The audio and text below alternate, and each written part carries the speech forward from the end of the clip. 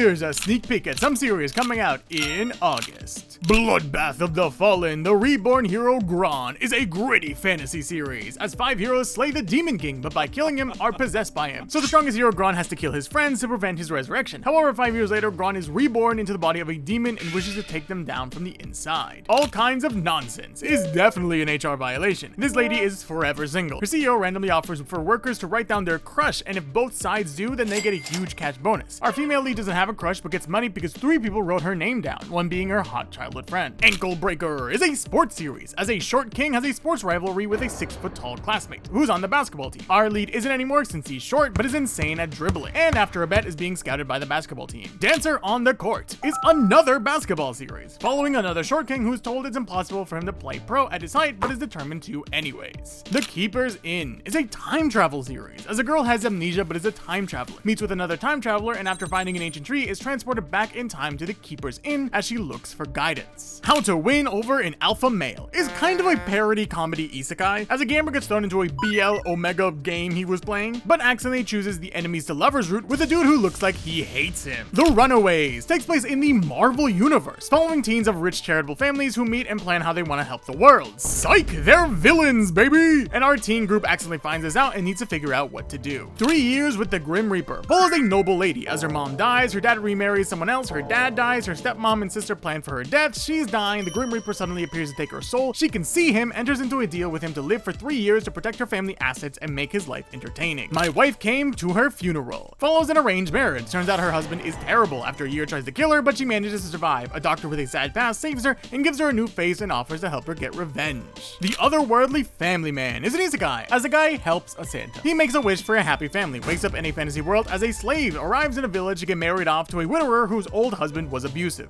The Aces Are Obsessed with Me is a sports series, following a dude who's worried he's not as good of a baseball player as his teammates, but all his best teammates absolutely adore him. Lost Man, the Death-Defying player, is a reverse isekai. Dungeons appear on the world, people with powers are players, our dude is powerless during a dungeon break, helps a random lady, turns out to be a demon lord who likes him, and in exchange for his soul sends him back in time with powers to stop the end of the world. The Princess's Princes is a silly series, taking place in a prestigious academy for royalty to learn. However, most just use it for a network to get marriage connections, except our female lead who wishes to learn to be a better leader and accidentally gets the attention of princes. So in case you need an update,